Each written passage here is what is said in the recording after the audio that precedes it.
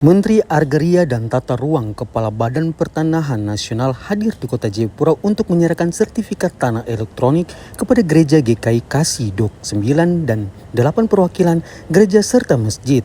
Penyerahan berlangsung pada Rabu siang 19 November 2025. Antusias masyarakat tergambar dari penyambutan menteri dan rombongan, diawali tarian penyambutan, pemasangan mahkota kepala, dan juga tradisi injak piring yang dilakukan oleh jemaat GKI Kasih Dok 9 kepada Menteri ATR BPN Nurson Wahid, kemudian diiringi memasuki gedung gereja.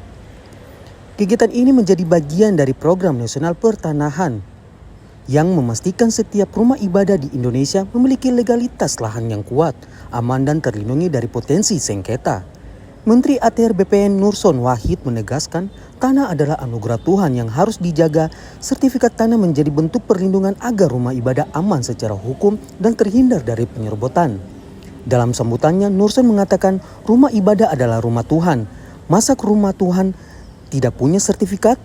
Kita pastikan semua tempat ibadah aman dan punya kepastian hukum. Bahwasanya pada siang hari ini kita semua bisa bertatap muka, bisa bersilaturahmi, moga-moga kita semua panjang umur, sehat walafiat, dan kita senantiasa bisa menjalankan amanat sebagai hamba Tuhan untuk menjalankan umat manusia. Bapak-bapak sekalian yang berhormati, tadi yang disampaikan oleh Pak Pendeta Kepala FKUP sangat betul sekali, yaitu Bapak Pendeta Lipius Pintu, bahwa tanah ini adalah anugerah Tuhan. Kalau dalam dunia pertanian semua bisa direkayasa, hanya dua yang tidak bisa direkayasa. Pupuk bisa manusia buat, traktor bisa manusia buat, apalagi. Tapi yang tidak bisa manusia buat adalah tanah dan air.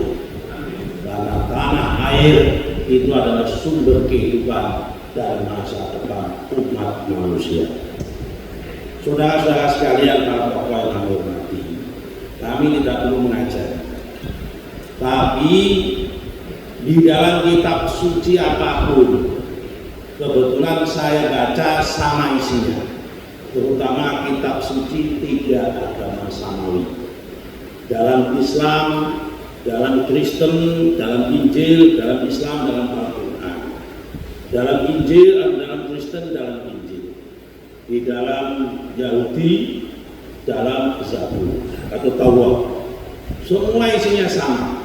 Di dalam semua kitab-kitab agama samawi, yang kira-kira mengatakan bahwa manusia itu diciptakan dari tanah, akan dikembalikan ke dalam tanah, dan kemudian akan dibangkitkan lagi dari tanah untuk alam kehidupan yang berbeda.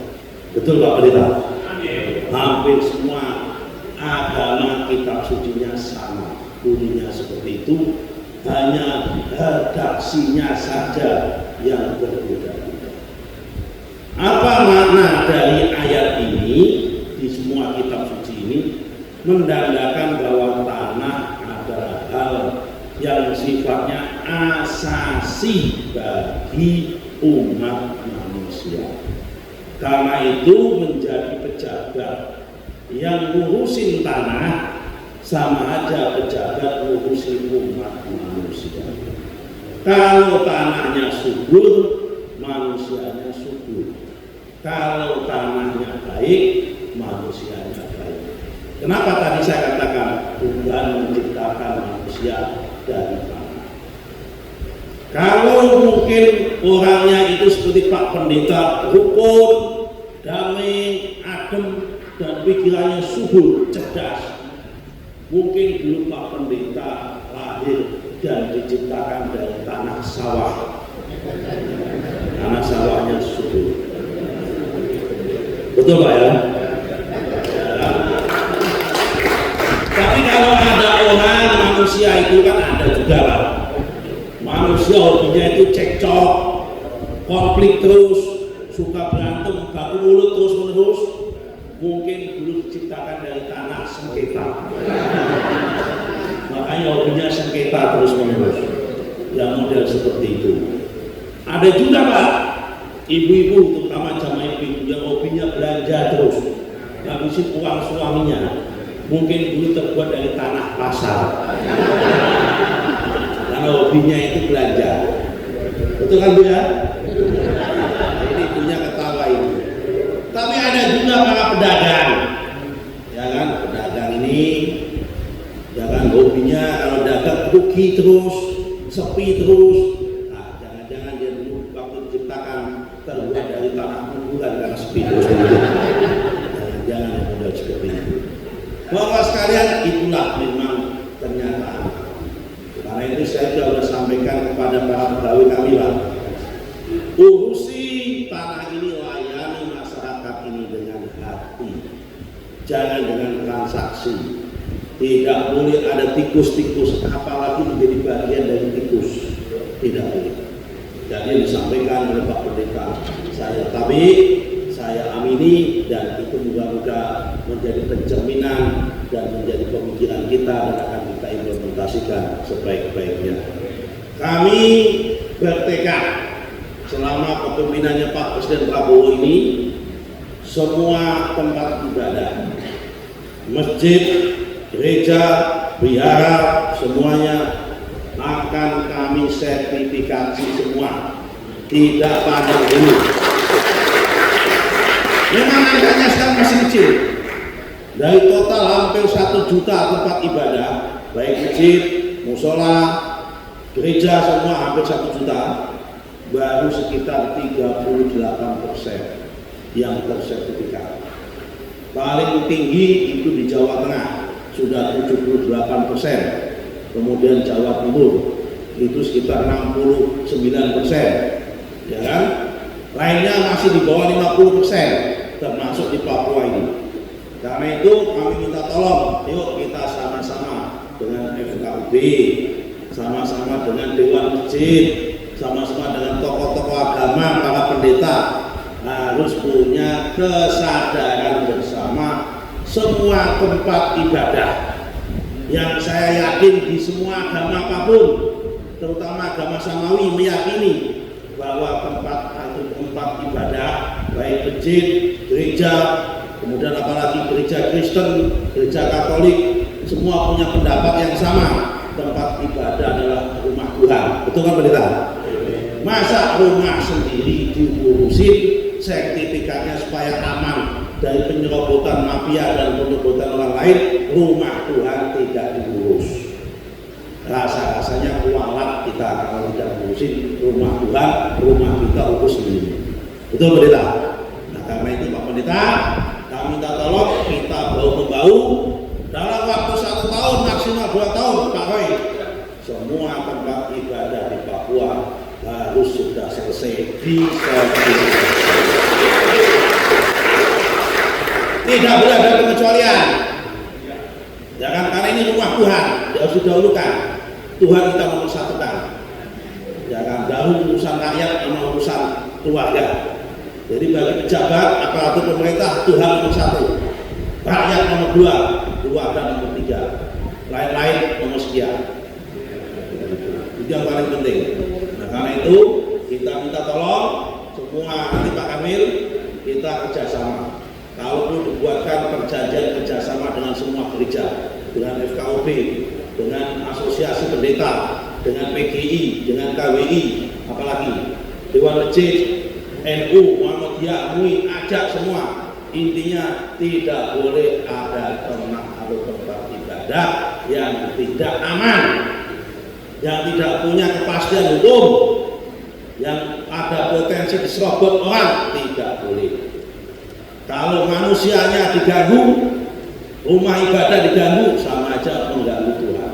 Dan Tuhan tidak akan diam untuk itu. Betul Pak Pendeta? Nah, karena itu ini yang bisa kami sampaikan. Moga-moga kita semua diberkati, Tuhan memberkati kita semua, dan kita dilindungi oleh Allah Subhanahu wa Ta'ala. Demikian yang bisa kami sampaikan. Terima kasih Pak Wakil Gubernur, terima kasih Pak Wakil Wali Kota. terima kasih Pak Ketua FKUB, terima kasih pada tokoh-tokoh agama, termasuk pada Bapak Ketua Jemaat Gereja. Di sini Pak Pendeta, terima kasih semuanya. Semoga Tuhan membersamai kita. Ketua Forum Kerukunan Umat Beragama Papua, Pendeta Lipius Biniluk, memberikan apresiasi atas langkah Kementerian ATR BPN. Ia menyebut program ini memperkuat harmoni antar agama di Papua. Kerukunan di Papua ini luar biasa dan harus kita jaga. Terima kasih Pak Menteri. Jika tanah diselamatkan, manusia juga akan lestari. Sampai Papua menjaga kerukunan umat beragama. Untuk itu setiap tahun kami biasanya rapat nasional, hadir 500-an tokoh-tokoh lintas agama, profesor, dokter. Dan kami selalu duduk bahas tentang bagaimana membangun kerukunan umat beragama se-Indonesia. Ini yang sedang kami kerjakan. Dan dalam hal ini, saya atas nama Ketua Forum Kerukunan Umat Beragama menyampaikan selamat datang Bapak Menteri yang saya senang sekali, energik, jiwa muda, dan tegas. Ya, tepuk tangan untuk Bapak Menteri yang luar biasa. Kami doakan Bapak supaya terus itu dipertahankan. Bongkar semua mafia-mafia pertanahan di seluruh Indonesia. Tepuk tangan dong yang itu. Itu penting. Jadi, dan juga tim dari kementerian yang datang yang ada di sini, saya atas nama tokoh agama sampaikan selamat datang. Bapak Wakil Gubernur beserta tim juga yang hadir, selamat datang di gereja GKI Kasih Blok 9 ini. Dan juga tokoh-tokoh agama yang hadir di belakang dari jam 9 pagi. Mereka sudah datang semua karena tokoh-tokoh agama selalu tepat waktu, on time. Itu sebabnya mereka datang ke rumah mereka. Dari jam 9 sampai sekarang, Tuhan memberkati bapak-bapak tokoh agama, tetap pertahankan. Itu saya juga mau sampaikan terima kasih kepada Ketua Sinode GKI di Tanah Papua, dalam hal ini Wakil Ketua GKI di Tanah Papua, Pendeta Hezkia Rolo. Beliau juga sebagai orang adat pagi ini sudah hadir juga tadi jam 9 pagi. Tuhan berkati Pak Sinode, luar biasa. Lebih juga majelis gereja di sini yang sudah sediakan tempat untuk kami semua bisa duduk bersama. Yang begini terjadi hanya di Indonesia, bisa duduk bersama dari semua lintas agama, luar biasa. Dan kita terus pertahankan kerukunan umat beragama seperti ini dengan kerja keras kita bersama. Bicara tanah, bicara manusia. Ya.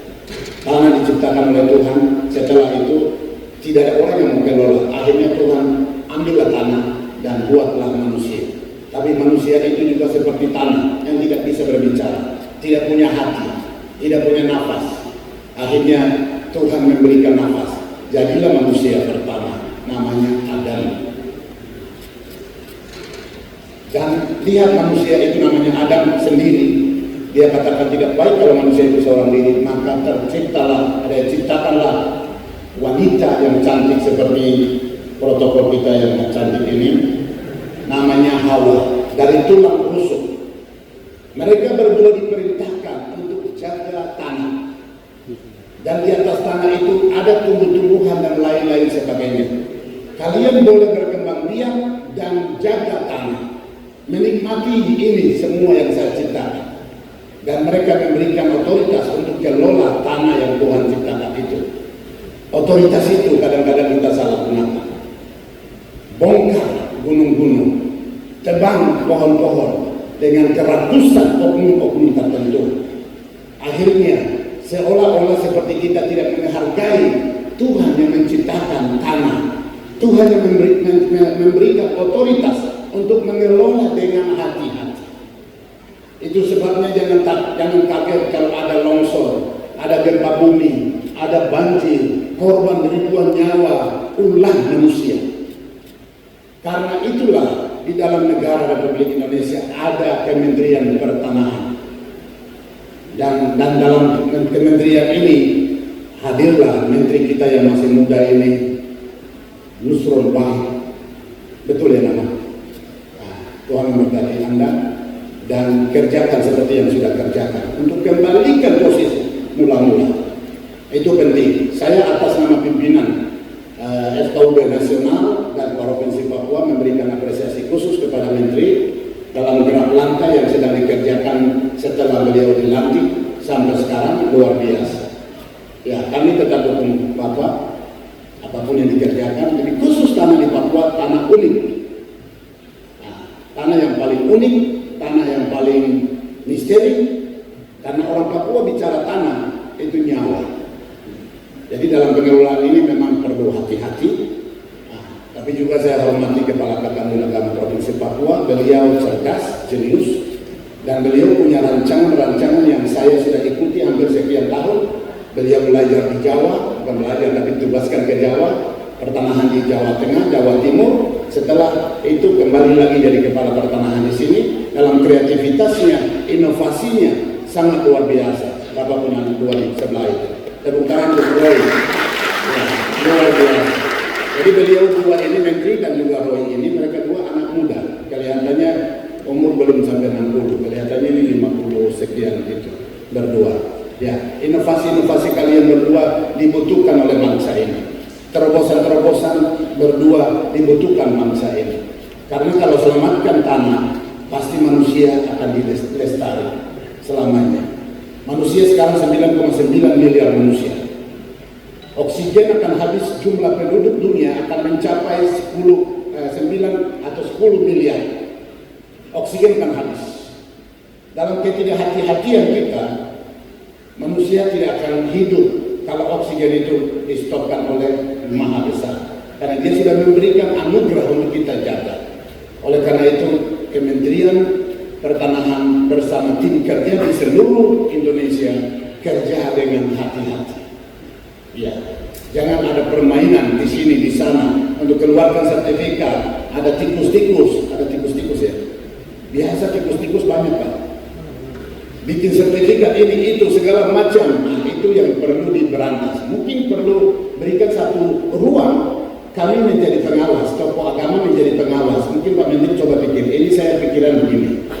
Berikan satu ruang kami menjadi pengawas kepada mereka-mereka yang urus tanah di seluruh Indonesia. Dari khusus juga Papua. Buat satu SK Kementeri. FKUB nasional kawal ini. Tidak usah digaji Pak, kami tidak perlu digaji. Kami tokoh-tokoh agama, anak negeri, kami siap kawal. Demi mewujudkan kepercayaan alam Maha Besar itu. Supaya manusia terus lestari ke depan.